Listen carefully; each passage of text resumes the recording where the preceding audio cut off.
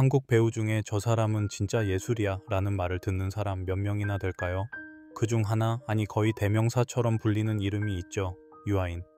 그를 처음 본 건 오래전이었지만 단 한 장면, 한 대사만으로도 기억에 박히던 배우. 진심이었어요. 눈빛 하나로 관객의 심장을 쥐었다 놨다 할 줄 아는 사람. 그리고 그걸 반복해도 질리지 않는 배우. 하지만 요즘 그 이름을 검색해보면 나오는 건 영화보다 뉴스, 캐릭터보다 사건, 마약 투약, 검찰 송치, 출국 금지.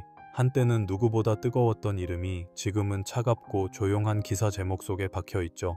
그렇다고 이 이야기가 추락한 스타의 엔딩 크레딧은 아닙니다. 유아인의 영화 같은 인생, 아직 절정이 끝나지 않았거든요. 유아인의 본명은 엄홍식, 이름부터 약간 시적이죠. 그는 부산에서 태어나 대구에서 자랐고 청소년 시절엔 조용하지만 날카로운 감성의 소년이었다고 해요. 화가를 꿈꾸며 미술을 공부하다가 우연히 연기에 관심을 가지게 됐고 자연스럽게 카메라 앞에 서게 됩니다. 2003년 한 케이블 드라마에서 데뷔한 그는 이후 수많은 오디션과 단역을 거쳐 2010년 드라마 성균관 스캔들로 대중의 눈에 확실히 각인되죠. 귀족 같은 외모, 직선적인 말투, 도도한 눈빛.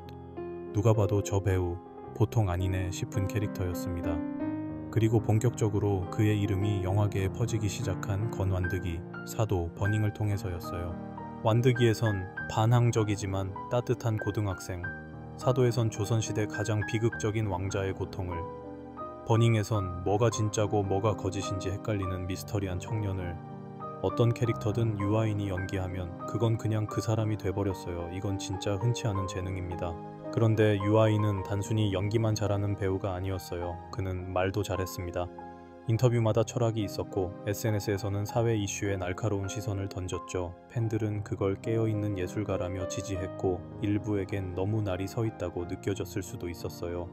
하지만 그런 면까지 포함해 그는 무해한 스타가 아니라 입체적인 예술가였습니다.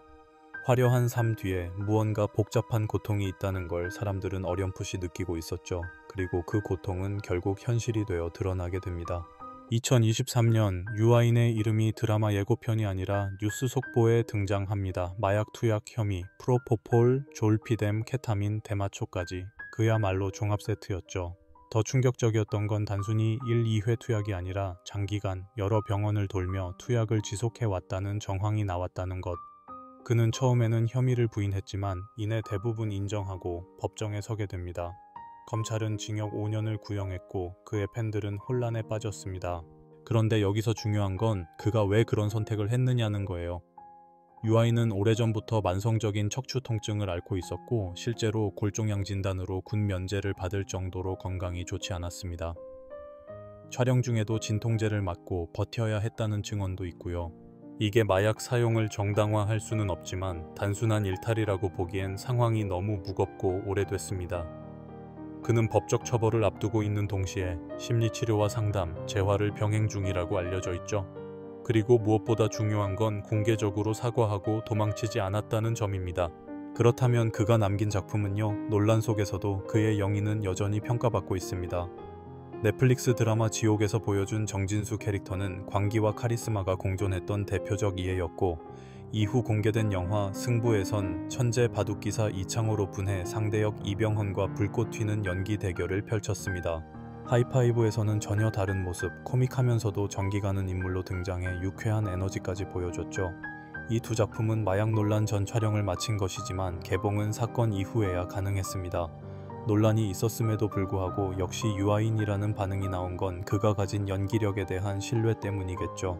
그럼 앞으로는 어떨까요? 유아인이 다시 복귀할 수 있을까요?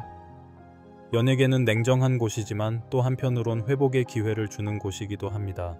실제로 비슷한 사건 이후 복귀에 성공한 연예인들도 있고 대중의 반응은 시간이 지나며 달라지기도 하죠. 무조건적인 용서도 영원한 퇴출도 없습니다. 그의 연기를 그리워하는 사람도 있고 그를 다시 보고 싶지 않다는 사람도 있습니다. 이건 옳고 그름의 문제가 아니라 각자의 감정과 기준의 문제일 거예요.